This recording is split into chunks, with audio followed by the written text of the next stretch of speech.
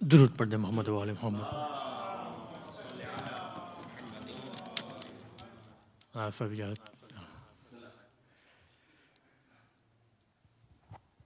پانچواں مہر امامت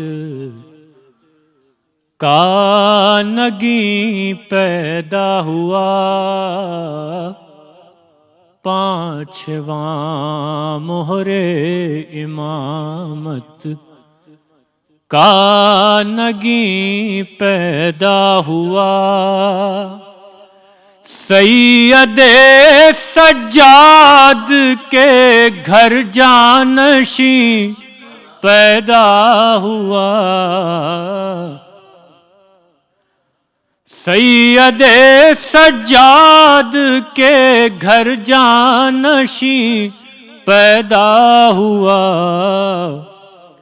تہنیت کے واسطے آئے ملک افلاک سے. تہنیت کے واسطے آئے ملک افلاک سے. کہتے جاتے ہیں شہ دنیا دی پیدا ہوا. یہ دیکھیے گا کہ علم کی بارادری کا پانچواں در کھل گیا. علم کی بارادری کا پانچواں در کھل گیا.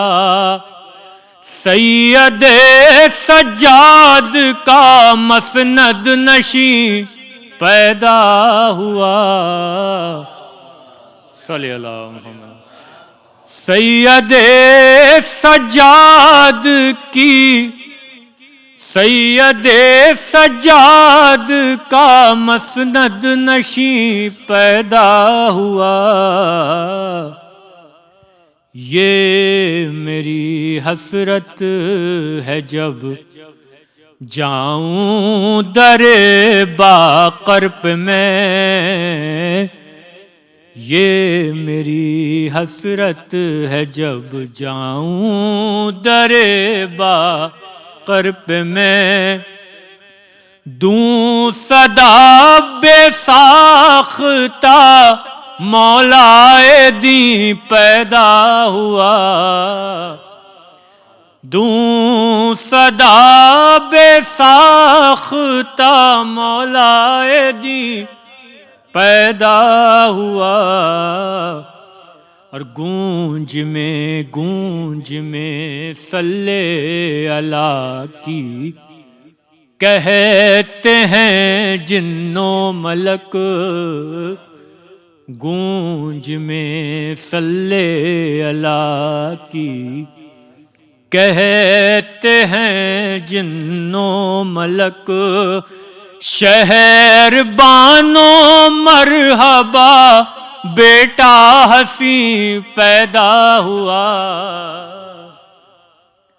شہر بانو مرحبا بیٹا حسین پیدا ہوا. آرزو عشرت کی ہے روزے پہ جا کر یہ پڑھے. عشرت بالگرامی صاحب کا کلام. آرزو عشرت کی ہے روزے پہ جا کر یہ پڑھے. علم کا باقر امامت کا امین پیدا ہوا. پانچواں مہر امامت کا نگیں پیدا ہوا. بر محمد و آل محمد صلی اللہ.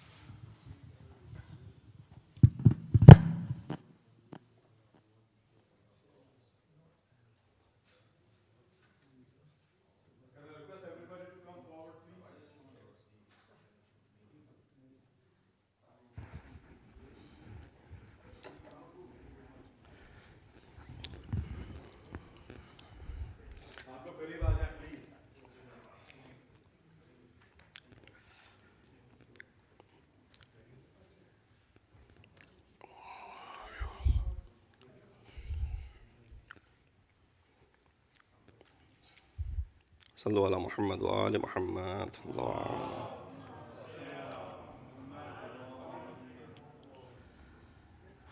Tonight's program is sponsored by Brother Dr. Mubashir Abbas. Please recite a Surah Fatiha for their deceased relatives as well as yours.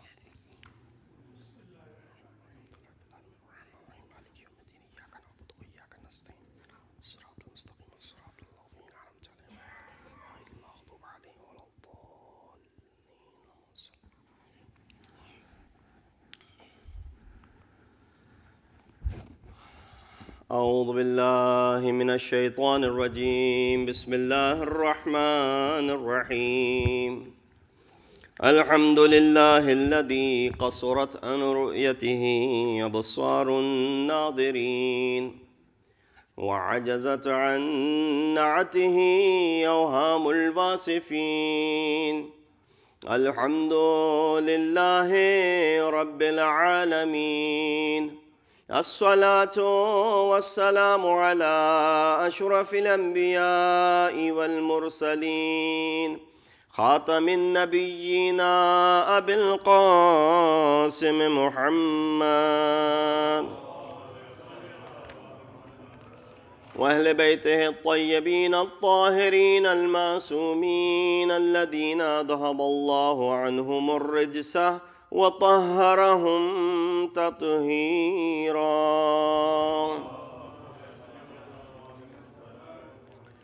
أما بعد فقد قال أبو جعفر إمام محمد الباقر عليه السلام: بني الإسلام على خمس: على الصلاة والزكاة والصوم والحج والولاية، ولم ينادى بشيء كما نودي بولاية. صدق الله، صدق الإمام عليه الصلاة والسلام. صلوات الإمام. Assalamu alaikum wa rahmatullahi wa barakatuhu. Greetings and felicitations on this very auspicious occasion, the beginning of month of Rajab al-Murajjab, which marks the birth of our fifth Imam, Imam Muhammad al-Baqir alayhi salatu wassalam. Allahumma salli ala Muhammad. As far as this riwayah that I chose for tonight's discussion, I will be inshallah very brief and concise. Inclement weather and Sunday evening, I guess, has to do with tonight's program. In this way, we look at that Imam alayhi salatu wassalam mentioned that the foundation of Islam is on 5 things. Now you might find that there are many other riwayat which speak in the same tone but might have different words in it. But in the kalam of fifth Imam, he says, Buni al-Islamu ala khamsin. Bunyad, the foundation upon which the imarat and the building of Islam stands, there are 5 things. Number 1 that Imam mentions on this list, he says, ala salate, upon the salat. Was zakate, and of course zakat is used in a broader sense, which includes all types of charities, whether wajib or mustahab, and even includes khums in it. Wal sawmi and wal hajj. 4th and 3rd is the fasting and the hajj. So 4 of these things that Imam mentions has to do with what? Has to do with your amal. That the foundation of Islam is on salat, zakat, sawm, and hajj. And the importance of these 4 ibadat are, you guys are well aware of the importance of these ibadat. The importance of salat, the importance of zakat, the importance of sawm, and the importance of hajj. To the extent that, of course, other imams have specified, in fact, in Nahj al-Balagha, when Amir al-Mu'mineen, Imam al-Muttaqeen, Ali ibn Abi Talib alayhi salatu wasalam, gave his wasiyah to Imam Hassan and Imam Hussein, he mentioned one after another all of these things. That the importance of salat, the importance of zakat, the importance of Quran, and the importance of hajj. And then Imam mentions the reason behind he's showing this importance. And then fifth Imam said, wal walaya. The fifth thing upon which the Islam is, the foundation of Islam is the concept of wilayat. And then Imam added another sentence. He says, walam yunada bishay'in kama nudiya bil walaya. And no other thing has been given the importance as much as the importance that has been given to the walayat. Meaning the walayat of Aimai Athar, Ma'asumin, alayhimus salatu wassalam. The while salat is on its place, zakat is on its place, Saum is on its place, Hajj is on its place. These are wajibat. But if you do not have the walayat of Imam Ma'asum and you not believe in that walayat, then none of those actions will have any value whatsoever. So I'm saying, when Imam mentions this, in other words, he's not decreasing the value of the first four things. He's just telling you the importance of the fifth thing, which is the wilayat. That means Islam, without the wilayat of Aimai Athar and the actions that are associated with it, will not have the same value whatsoever. And therefore we see that these ibadat are not just a name of doing something because Allah has prescribed it for us. Anyone can stand up and pray. Anyone can stand up and go to Hajj. Anyone can go ahead and fast. Anyone can go ahead and give zakat. In fact, there are many non-Muslims who give probably more charity than we do. There might be people who pray, but the essence of the salat might be missing from it. How valuable is that thing? So this is where the essence of all of these ibadat is placed in the wilayat of Aimai Athar alayhimus salatu wasalam. And amongst those is the Aimah of the night in which we are discussing is our fifth Imam, whose wiladat takes place in the 57th year after Hijrah, on the first day of the month of Rajab al-Murajjab. Of course, he's the son of our fourth Imam, and he's from the paternal side. His paternal grandfather is Imam Ma'asum, and his maternal grandfather is also Imam Ma'asum. He's the first individual whose both grandparents are Masum. One is Imam Hassan al-Mushtaba, and the other one is Imam Hussein ibn Ali alayhimus salatu wassalam.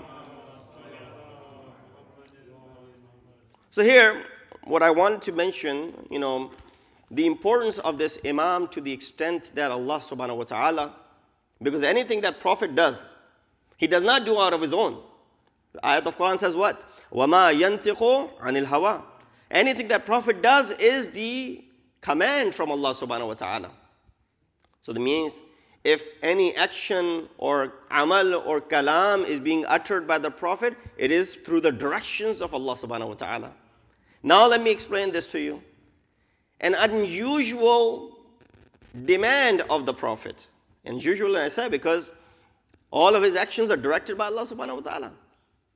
The Rasulullah says to one of his companions by the name Jabir ibn Abdullah al-Ansari that, "O Jabir, I will not get to live to see the fifth of the Imams of this ummah.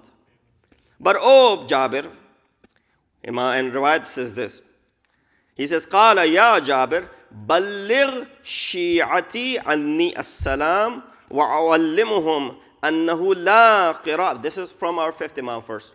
So Rasulullah said, "O Jabir, when you will be given such a lengthy life, make use of this lengthy life." How do you utilize this lengthy life? You will get to see the fifth from the Imams, and when you see him, balligh salami alayhi, make sure that you convey my salam to him.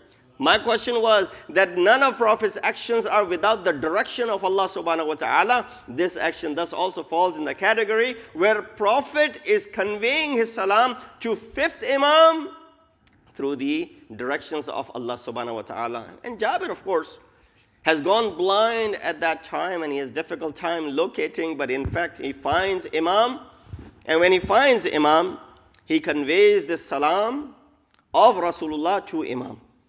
And then one day Jabir comes to the doorstep of fifth Imam, and he asks for something. This is the house which does not turn anyone down. But Imam said to Jabir, "Oh Jabir, I don't have anything right now to give you." While Jabir was sitting, a person walked in who was in need, came and he said, "Oh Imam, I have recited a qasida, in your praise." Imam said, "Go ahead, read it." So the shu'ara hadrat, they understand this value, to be the sha'ir of Imam. He recited the qasida. Imam liked it. Imam said to his servant, "Oh so and so, go inside the room and bring that." The servant goes inside the room, brings a bag of money. Back in the day, people would be given money in the keys, right? He brings a bag of some dinars. Imam gives it to the poet. The poet sees that Imam is giving him. He says, "Imam, there's another qasida that I have said." He said, "Go ahead." He recites the second qasida. Imam says to the servant, "Go to the room and bring that to him." He goes inside and brings another keys full of money. Now Jabir, who had come to Imam, is witnessing all of this. The Shair then says, Imam is in the mood of bestowing. "Imam, I have another qasida." Imam said, "Bismillah." He recites the third qasida. Imam, after listening to the third qasida, says to the servant the same exact thing. "Go inside the room and bring a keys and a bag of money." He goes and he brings it and he gives it to this reciter. This reciter says, "Oh Imam, I am not in need of this money. I do not have any tama'. I do not have any greed for the worldly wealth, as long as I am considered to be praiser of madha of Ahlul Bayt alayhi salatu wasalam. That maqam is big enough for me. I do not need this worldly wealth." And so he leaves all the money there. And then this person leaves. Jabir says, of course, it's an obvious question from Jabir. Imam tells this man either to take it or he leaves it. That part of the story, I'm not sure, but Jabir, who's now confused, he said, "Imam, I had come to you for a genuine request, and you say you don't have anything to give me." And then while this man walks in, he recites one qasida, the second qasida, and the third qasida, and you give him 3 bags of dinar and dirham filled with. Imam said, "Oh Jabir, we do not lie. You know that, right?" He said, "Imam, of course. That's the criteria of your imamat." Imam said, "Go inside the room and see yourself." Jabir gets up, goes inside the room, sees there's nothing in it. The room is completely empty. Forget about any money. There's nothing in that room. It's completely empty. He said, "Oh Jabir, this was not ata from us. This was the ata from Allah subhanahu wa ta'ala. All we had to do was to command the servant, go bring it, because it's the mansha of Allah subhanahu wa ta'ala that when we ask for something, Allah subhanahu wa ta'ala makes that thing happen." Salawat biji Muhammad wa ali Muhammad. What I wanted to do tonight is to present for you some of the munazarat of Imam that happened in the life of Imam alayhi salatu wasalam, that he had dealt with. Of course, keeping the weather and everything in perspective, I will skip through. There were 5 munazarat that I had. 5 different munazarat, debates that Imam had with different types of folks that lived in the time of Imam Muhammad al-Baqir alayhi salatu wasalam. But, for the brevity, I will skip 4 of them and I will just narrate one munazara for you. And then inshallah I'll bring you towards the close. Sallu ala Muhammad wa ali Muhammad.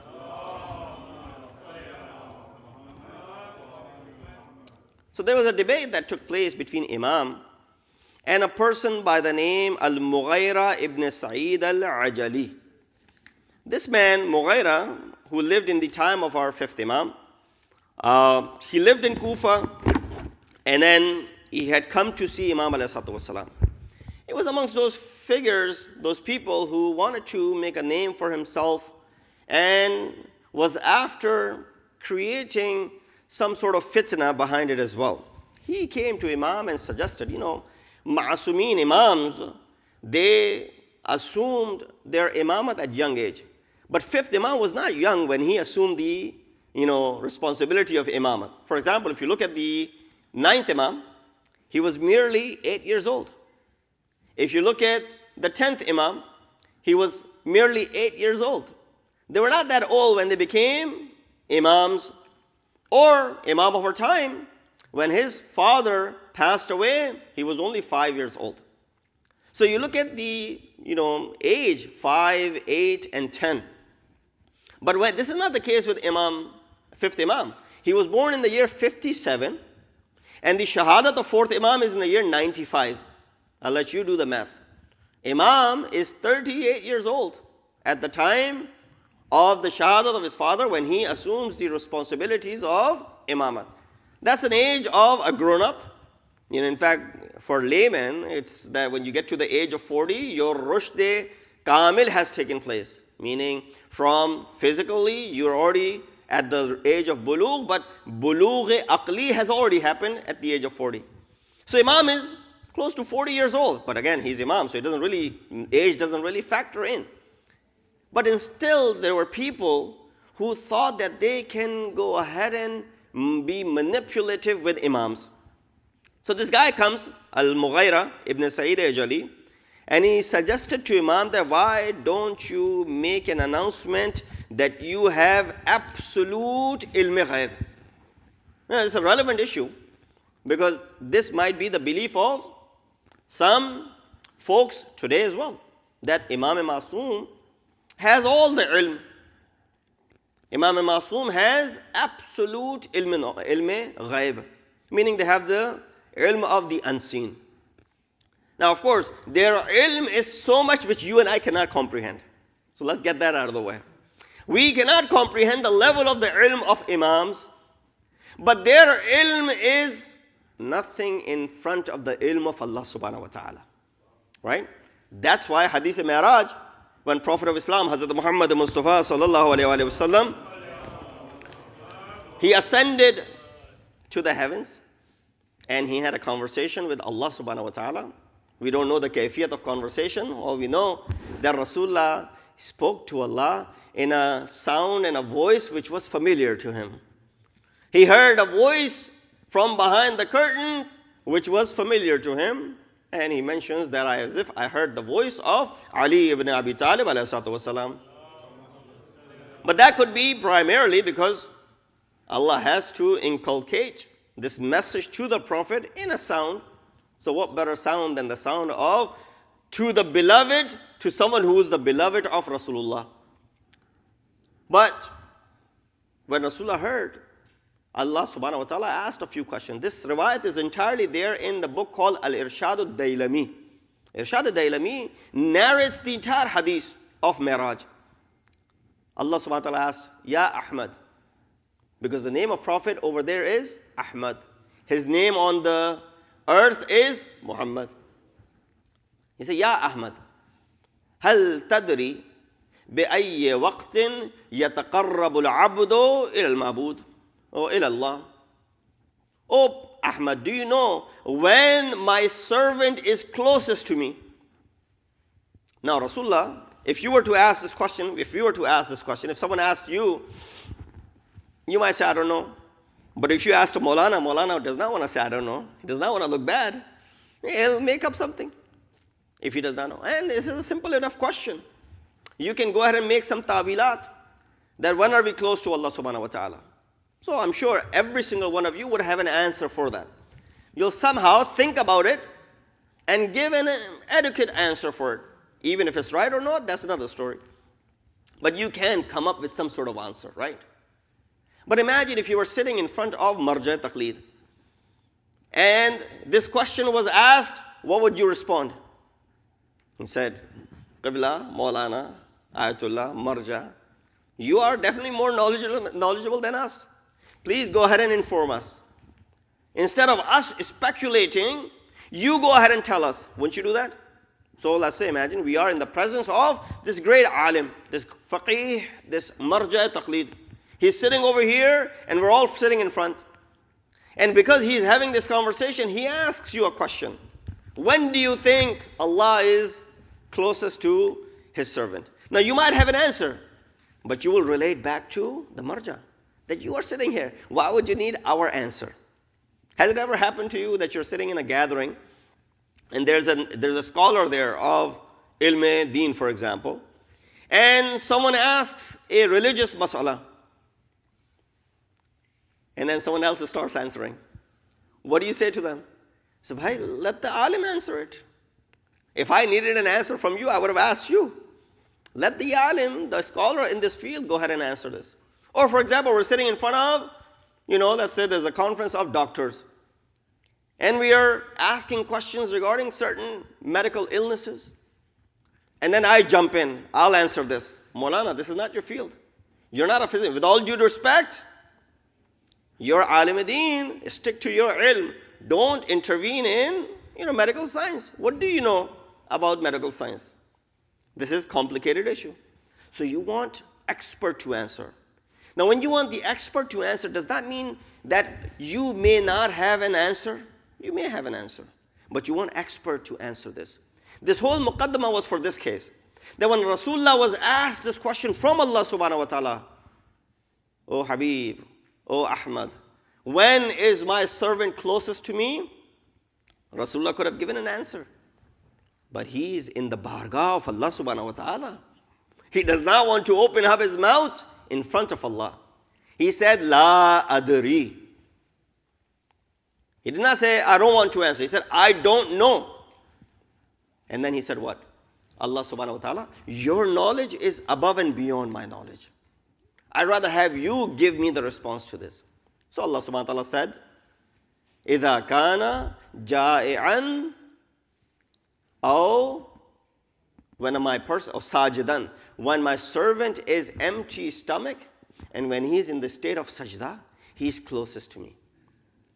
Now this is where this ilm-e-ghaib does not contradict. Because Allah has given adequate amount of knowledge to the Prophet.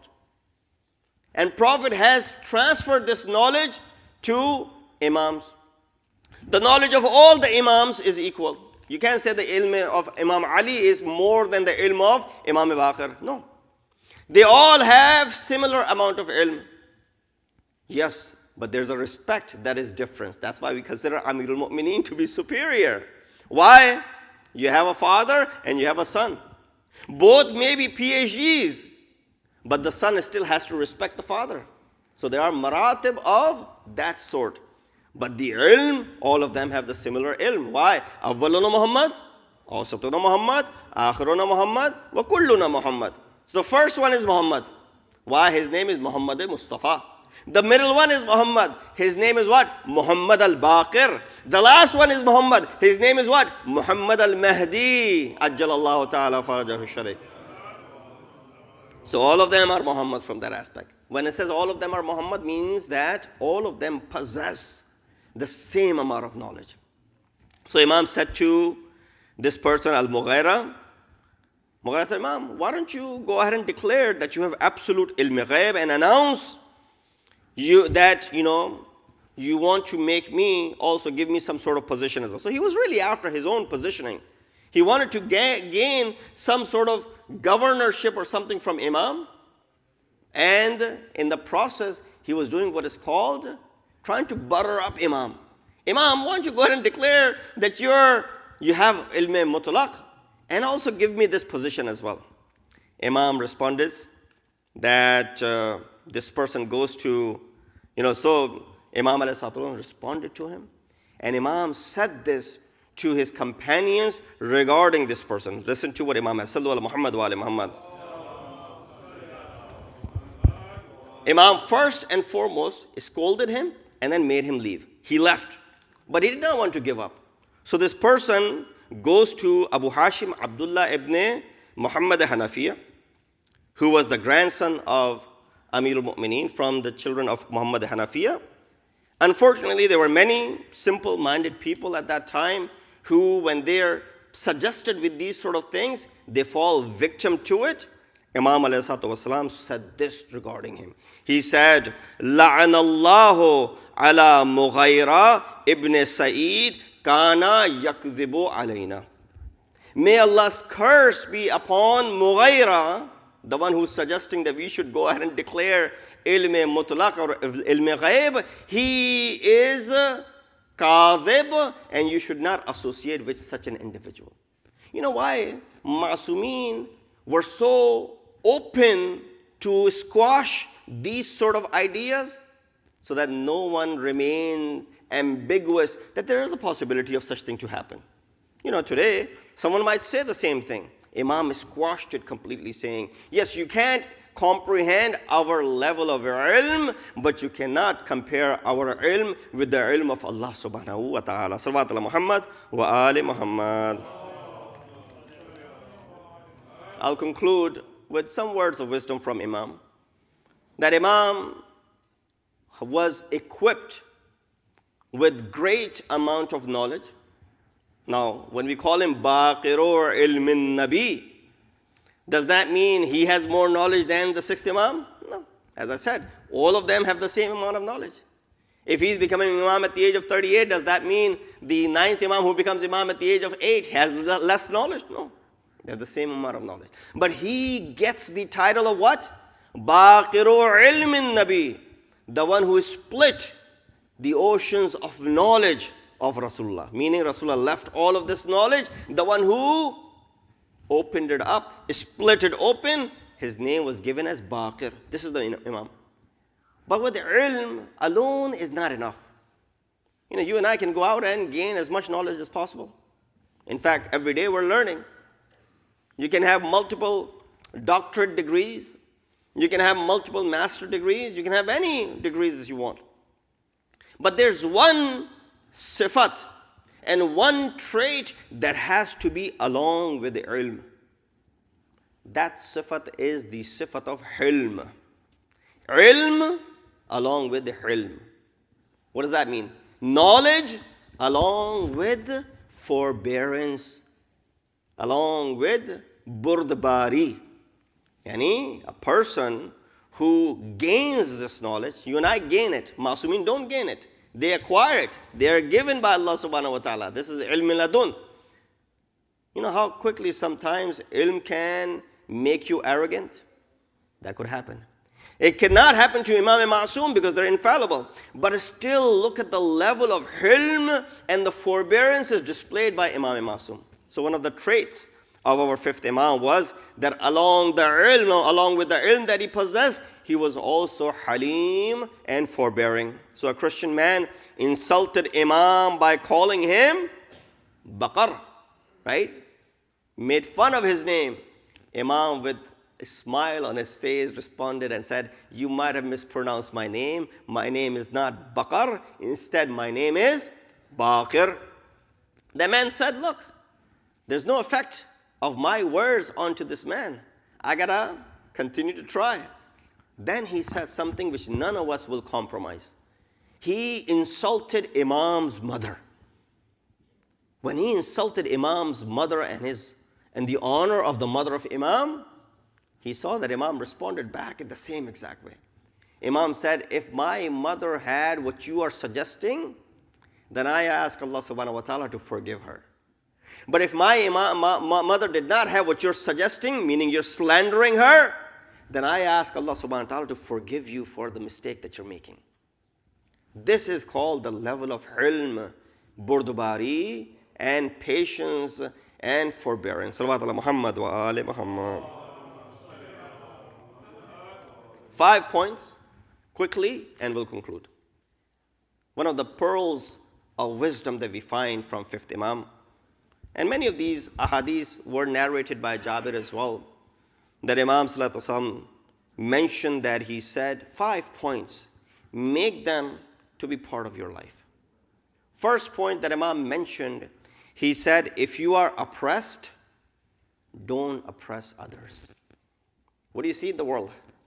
That if someone oppresses me, I take my anger out somewhere else. I was oppressed by my superiors. I'll go out and take it out on my subordinate. I was abused by someone outside the house. I'll come inside the house and I'll go ahead and take it out on someone whom I can, whether it be my spouse or my children, because they are my subordinate, for example. Imam said, if you are oppressed, don't oppress others. Number 2, Imam said, if you are deceived, meaning khayanat, if you are deceived, I translate the word deceived, but deception should not be taken in that sense. If you're, frauded, for example, defrauded, if someone cheats, if someone deceives you, you should not go ahead and deceive and have khiyanat toward others. He said, if you are accused of lying, do not get mad. Because why are you getting mad if something is not in you? If you're holding a walnut in your hand and someone comes and says he's holding a pearl which is invaluable in his hand, that walnut will not become that pearl, and vice versa. He said, if someone accuses you of lying, calls you a liar, don't get mad. That's where burdubari and forbearance comes. He said, if you are praised, don't become too excited. If someone comes up to you and says, Subhanallah, MashaAllah, you have done a great job and this and that, it should be. People should encourage you. But don't let get over your head. Don't become too excited when someone is praising you. Because sometimes the praise of the people can also lead you towards arrogance, and takabbur may come into you.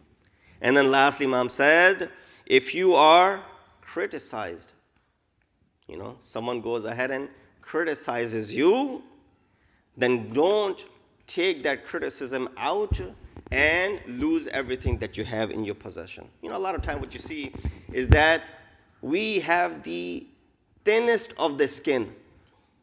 So easy people can get under our skins. What do we need to have? A thicker skin. So that the criticism of the people should not bother you. Unless it's positive and constructive criticism to make things better, there's nothing wrong with that. And then all the other things that Imam had mentioned, if someone oppresses you, don't oppress others, and all that stuff. This will do what? These are the 5 points that 5th Imam, Imam Muhammad al-Baqir leaves us behind. Of course, there are many events in the life of Imam, that Imam is someone who paved the path for our 6th Imam to have the opportunity to train 4,000 students of his. Imam himself had students who individually narrated up to 30,000 ahadith, and this is a wealth of knowledge that is left behind. And of course, these are the opportunities when we get to share briefly about these knowledge. We ask Allah subhanahu wa ta'ala to give us the tawfiq and ability to be able to follow the commands and the teachings of Ahlul Bayt alayhi wassalam. We ask Allah subhanahu wa ta'ala to grant us the ability to understand the kalam of Ahlul Bayt alayhi wassalam. We ask Allah subhanahu wa ta'ala to hasten the reappearance of our awaited Imam and make us amongst the helpers and the soldiers of Imam. Wa akhiru da'wana alhamdulillah rabbil alameen. Inna Allaha wa malaikatahu yusalluna ala nabi. Ya ayyuhalladhina amanu sallu alayhi wa sallimu taslima. Mutawajjih ziyarat.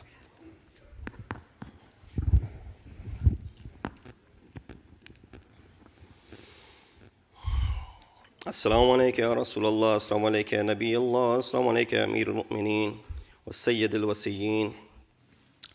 Assalamu alaikum ya Fatimatu Zahra, Sayyidat Nisa al-Alameen. Assalamu alaikum ya Sibta Rahma wa Imami al-Huda al-Hasan wal-Husayn, Sayyiday Shababi Ahl al-Jannati ajma'in. Assalamu alaikum Ali ibn al-Husayn wa Muhammad ibn Ali wa Ja'far ibn Muhammad wa Musa ibn Ja'far wa Ali ibn Musa wa Muhammad ibn Ali wa Ali ibn Muhammad wa al-Hasan ibn Ali. Assalamu alaikum sahib al-asr wa zaman. Assalamu alaikum Imam al-Insi wal Jan. Assalamu alaikum Sharik al-Quran. Ajjalallahu ta'ala farajak wa sahhalallahu makhrajak wa dhuhurak wa ja'alana min awanik wa ansarik wa rahmatullahi wa barakatuhu.